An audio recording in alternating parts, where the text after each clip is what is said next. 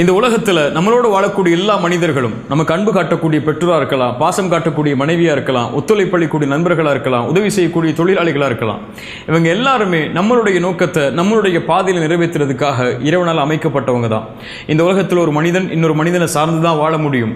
அதனாலேயே தன்னுடைய அங்கீகாரத்தை, தன்னுடைய மதிப்பை சக மனிதன் எப்படி முடிவு செய்கிறானோ அப்படியே தன்னை முடிவு செஞ்சு கொள்கிறான். ஒருத்தன் தனக்கு கண்ணியம் இருக்குன்னு சொன்னால் கண்ணியம் இருக்குன்னு நம்புறான், தனக்கு தகுதி இருக்குன்னு சொன்னால் தகுதி இருக்குன்னு நம்புறான். நீ எதுக்குமே உதவ மாட்டேன்னு ஒருத்தன் சொல்லிட்டான்னு சொன்னால் அதை அப்படியே ஏற்றுக்கிட்டு வாழ ஆரம்பிச்சிடறான். நம்மளுடைய ஒட்டுமொத்த பிரச்சனையும் படைச்சவன்ட்டு கிடைக்க வேண்டியது எல்லாமே படைப்புகள்கிட்ட கிடைக்கும்னு சொல்லி எதிர்பார்த்துக்கிட்டே இருக்கிறோம். நம்மளை படைச்சவன் என்னைக்கும் நம்மளுடைய தகுதியை, நம்மளுடைய திறமையை, நம்மளுடைய மதிப்பை, நம்மளுடைய சந்தோஷத்தை முடிவு செஞ்சுட்டான். ஆனால் படைப்புகள்கிட்ட கிடைக்கும்னு சொல்லி பின்னாடியே போய்கிட்டே இருக்கிறோம். படைப்புகள் இன்னைக்கு நம்மளை உயர்த்தும், நம்மளை தாழ்த்தும், இன்னைக்கு புகழும், நாளைக்கு இகழும், இன்னைக்கு நேரம் கொடுக்கும், நாளைக்கு நேரம் கொடுக்காது, இன்னைக்கு அன்பு காட்டும், நாளைக்கு அன்பு இல்லைன்னு சொல்லி திரும்பி போயிடும். இது படைப்புகளுடைய இயல்பு.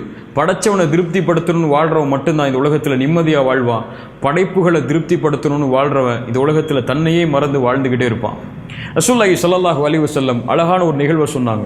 ஒரு மனிதன் வேகமாக போர்க்களத்துக்குள்ள தூசி படிந்த முகத்தோட பரட்ட தலையோட போர்க்களத்துக்குள்ள வேகமாக நுழைகிறான்.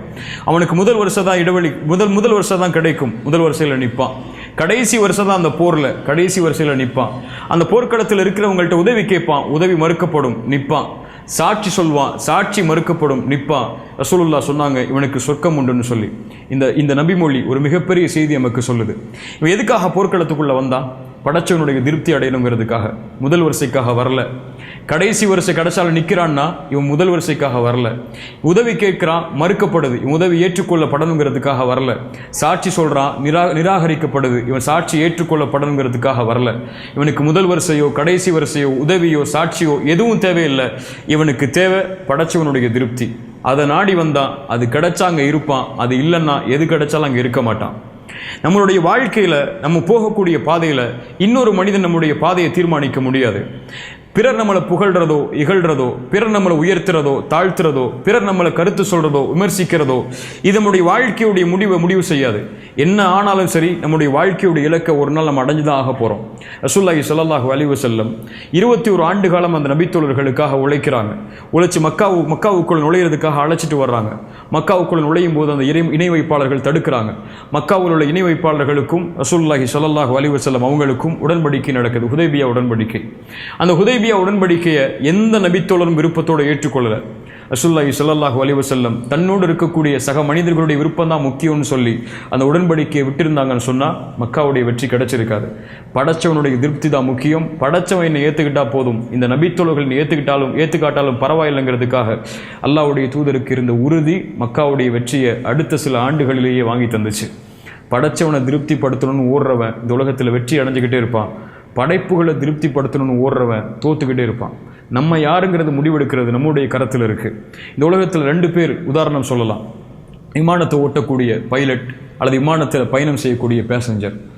பைலட் அவன்தான் தன்னுடைய இலக்கை முடிவு செய்யணும், அவன்தான் தன்னுடைய நோக்கத்தை முடிவு செய்யணும். பாதை சரினா யார் சொன்னாலும் அதை அவன் கேட்கக்கூடாது. பேசஞ்சர் அவன் முடிவு செய்ய மாட்டான், அவனுடைய பாதையை இலக்கு அவன் முடிவு செய்ய மாட்டான்.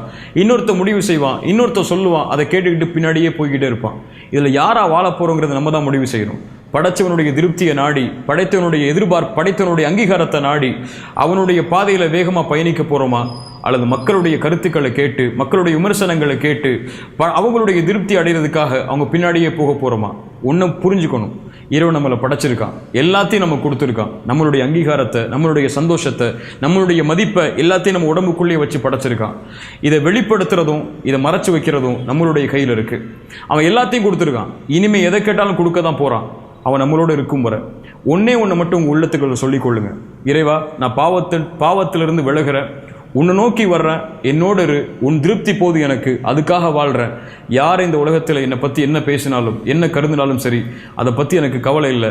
உன் திருப்தி இருந்தால் போதும், நீ எல்லாரையும் திருப்தி அடைய செய்வேங்கிற எண்ணம் நம்முடைய உள்ளத்தில் இருந்தால் போதும். இந்த உலகத்தில் நம்மளை மாதிரி வெற்றி அடையக்கூடிய மனிதர்கள் யாரும் இல்லை.